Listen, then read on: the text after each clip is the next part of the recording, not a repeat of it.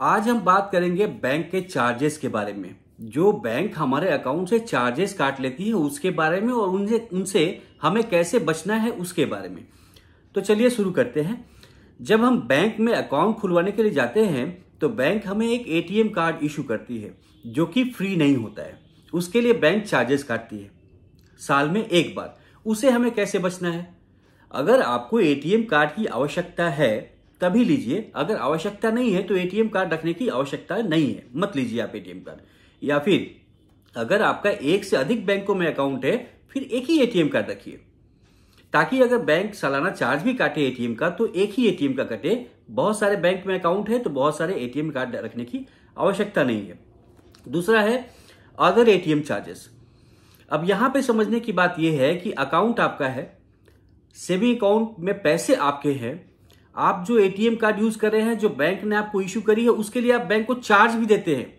इसके बावजूद बैंक ने रिस्ट्रिक्शन लगा के रखा है कि एटीएम कार्ड से आप साल में, महीने में 4 ट्रांजेक्शन ही कर सकते हैं। उसी बैंक के एटीएम से 4 या 5 ट्रांजेक्शन कर सकते हैं। उस 4 या 5 से अधिक ट्रांजेक्शन करेंगे तो उसके लिए भी आपको चार्जेस देने पड़ेंगे उसी बैंक के एटीएम से। अगर दूसरे बैंक के एटीएम को आप यूज करते हैं तो फिर उसके लिए 1 या 2 ही ट्रांजेक्शन है। दो से ज्यादा ट्रांजेक्शन आप नहीं कर सकते हैं। दूसरे बैंक के एटीएम में 2 से ज्यादा ट्रांजेक्शन करेंगे उसके लिए भी आपको चार्जेस देने पड़ेंगे। मतलब पैसा हमारा, अकाउंट हमारा, एटीएम कार्ड जो बैंक ने इश्यू किया है उसके लिए भी हम चार्जेस दे रहे हैं साल में। इसके बावजूद बैंक ने रिस्ट्रिक्शन लगा के रखा है कि आप उस एटीएम कार्ड से एटीएम मशीन में जाकर के 4 या 5 ट्रांजेक्शन से ज्यादा उस बैंक में नहीं कर सकते। और अगर उस बैंक के एटीएम कार्ड को दूसरे बैंक के एटीएम कार्ड्स में जाके पैसे विड्रॉ करते हैं तो वो 2 है, शायद 2 से ज्यादा यूज नहीं कर सकते हैं। आपके बैंक ने कितने रिस्ट्रिक्शंस लगा के रखे हैं आप अपने बैंक से पूछ सकते हैं। इसके लिए हमें क्या करना है कि अगर हम एटीएम कार्ड यूज करते हैं तो चेष्टा करें कि 1 या 2 बार या फिर 3 बार ही यूज करें। 3 बार में इतना पैसा सफिशिएंट रखे ताकि 1 महीने का खर्चा चल सके। तीसरा है इनसफिशिएंट फंड। अब ये इनसफिशिएंट फंड क्या है? सेविंग अकाउंट जब हम लोग खोले जाते हैं तो सेविंग अकाउंट को 2 भागों में बांट दिया गया है। एक है जिसमें आपको मिनिमम अमाउंट मेंटेन करके रखना पड़ेगा, दूसरा है जीरो बैलेंस। तो जीरो बैलेंस सेविंग अकाउंट में आपको कोई पैसा मेंटेन करने की जरूरत नहीं है, लेकिन सेविंग अकाउंट जिसमें पैसे मेंटेन करने की जरूरत है उसमें आपको पैसे मेंटेन करके रखने पड़ेंगे। अगर आपने मेंटेन नहीं किए पैसे तो बैंक उसके लिए भी चार्जेस काटेगी। तो इसे कैसे बचना है? आप हमेशा अपने बैंक में, किसी बैंक का 2000 है, किसी बैंक का 5000, किसी बैंक का 10,000, जो कि आपको हर महीने मेंटेन करके रखने पड़ेंगे, तो वो मेंटेन करके रखिए। उसे हमेशा देखते रहिए ताकि पैसे कम ना हो, वो मेंटेन करिए। क्योंकि अगर उससे पैसे जो मेंटेन करने के लिए है, पैसे एमएबी जो है बैंक का 10,000, 2000, उससे अगर कम पैसा हुआ तो इसके लिए भी बैंक चार्जेस काटती है।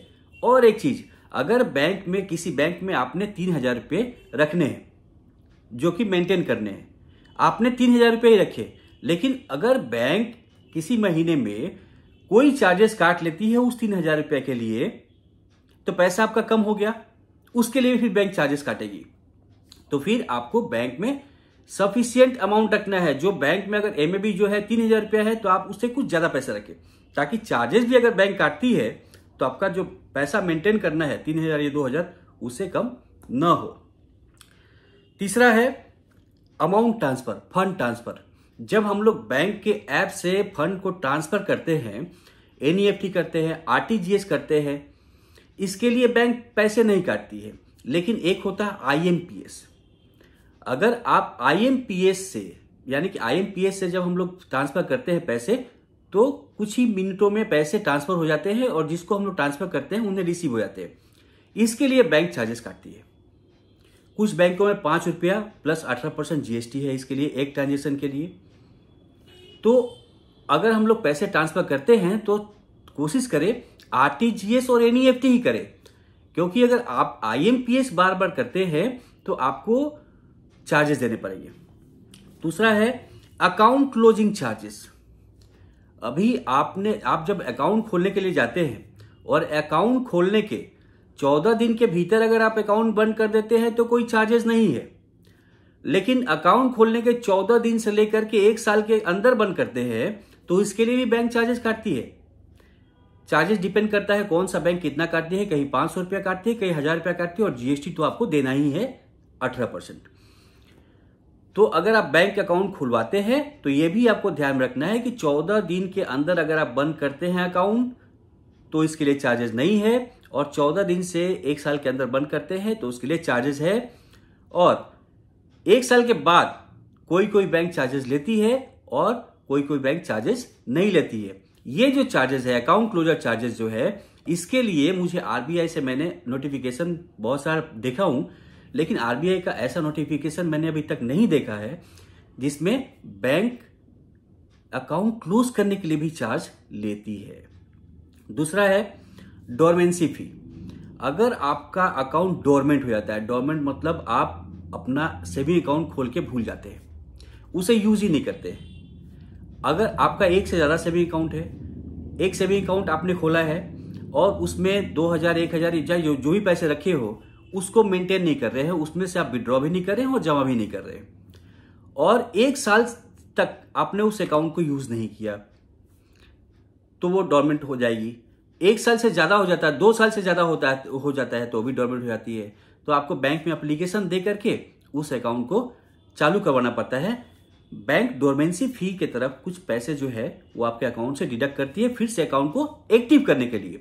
तो आप इससे बचने के लिए कर सकते हैं, साल में कम से कम 1 या 2 बार उस बैंक में पैसे जमा करिए और उस बैंक से पैसे विड्रॉ करें, ताकि आपका अकाउंट डोरमेंट ना हो और डोरमेंसी के लिए फीस न देना पड़े। दूसरा है ECS net charges. ECS net charges क्या है? ईसीएस नेट चार्जेस जो है, अगर आपने लोन लिया हुआ है किसी दूसरे बैंक से और आपने, अगर आपका सैलरी अकाउंट है, सपोज आपका सैलरी अकाउंट है, एबीसी बैंक में आपका सैलरी अकाउंट क्रेडिट होता है और XYZ से आपने लोन लिया हुआ है जिसमें आपका सेविंग अकाउंट भी नहीं है, सैलरी अकाउंट भी नहीं है, तो फिर XY बैंक क्या बोलेगी, एबीसी बैंक से ईसीएस कर लो। आपका हर महीना फिक्स डेट पे आपका अकाउंट से चार्जेस डिडक्ट हो जाते हैं, ईएमआई डिडक्ट होती है। इसके लिए एक नेट फॉर्म भरना पड़ता है, उससे बोलते हैं हम लोग ईसीएस नेट चार्जेस, जो बैंक हमसे लेती है। यानी कि आपने किसी दूसरे बैंक से लोन भी लिया हुआ है और उस लोन का ईएमआई अगर आपके सैलरी अकाउंट से डिडक्ट होता है उसके लिए भी बैंक चार्जेस काटती है।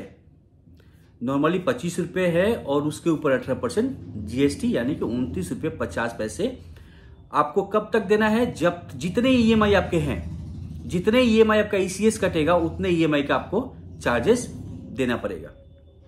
तीसरा है बीएनए चार्जेस। बीएनए चार्जेस के बारे में मैंने पहले ही वीडियो बनाया हुआ है। अगर बैंकिंग आवर के खत्म होने के बाद अगर आप एटीएम मशीन में जाकर कैश जमा करते हैं तो उसके लिए बैंक चार्जेस लेती है आपसे। उसके बाद है एसएमएस अलर्ट फी। आपका अकाउंट जीरो बैलेंस मेंटेन वाला हो या फिर एमएबी वाला हो जिसमें पैसे मेंटेन करने रहते हैं, एसएमएस अलर्ट फी सब में देने पड़ेंगे आपको। अब ये एसएमएस अलर्ट फी कितने होते हैं, ये आपके बैंक से जाके पता करिए कि एसएमएस अलर्ट फी हमारे कितने हैं। इसको बैंक कंसोलिडेटेड चार्जेस के रूप में दिखाती है। और भी चार्जेस है, जैसे कि चेक फी है। अगर आप बैंक, कोई बैंक जो होते हैं साल में एक चेक बुक या फिर 2 चेक बुक इश्यू करती है जो फ्री रहता है, उसके बाद अगर आप चेक बुक लेने जाएंगे तो उसके लिए बैंक चार्जेस काटती है। तो बैंक के जो चार्जेस है अगर देखा जाए तो बहुत सारे हैं, लेकिन हमें जानने की आवश्यकता है। हमारा अकाउंट जब किसी बैंक में है तो उस बैंक के बारे में, चार्जेस के बारे में पढ़ना चाहिए। बैंक से जाके पता लगाए कि भाई हमारे अकाउंट जब के बैंक में है उसके लिए क्या क्या चार्जेस है, ताकि आप उस चार्जेस से बैंक जो काटती है उससे बचे। अगर आपको जानकारी होगी तो आप बचेंगे, नहीं तो बैंक आपके अकाउंट से चार्जेस काटती ही रहेगी। बहुत सारे समय तो यह भी होता है कि बैंक चार्जेस काट लेती है और आम आदमी को बैंक के पास जाने का टाइम नहीं रहता है, क्योंकि उसका सुबह 9 बजे से लेकर 6 बजे तक ड्यूटी रहता है या फिर 10 बजे से लेकर 6 बजे तक ड्यूटी रहता है। और बैंक में कब जाएगा, सोमवार से शनिवार तक अपने काम में ही व्यस्त रहता है। वो बैंक में कब जाएगा और बैंक में कब जाके पता लगाएगा। अगर बैंक में जाने के लिए छुट्टी लेता है तो वो जहां पे ड्यूटी करता है, जहां पे वो सैलरी जहां से उसकी आती है वहां से उसके पैसे कट जाते हैं। तो फिर क्या करना है, जानकारी रखना है ताकि बैंक अनवांटेड चार्जेस हमारे अकाउंट से ना काट सके। और अगर कोई चार्जेस, अगर आपको ऐसा लगता है कि बैंक ने काट लिया है जो नहीं काटना चाहिए था, तब आपको बैंक से बात करनी चाहिए और बैंक से बात करके बोलना चाहिए कि वो चार्जेस उसको आपको वापस कर दे। तो दोस्तों आशा करता हूं कि आज का ये वीडियो आपको अच्छा लगा होगा, जानकारी आपको अच्छी लगी होगी। अगर आपको मेरी वीडियो अच्छी लगती हो तो मेरे वीडियो को लाइक जरूर करें, कमेंट करें और सब्सक्राइब करना ना भूलें दोस्तों। तो आज के लिए इतना ही, नमस्कार।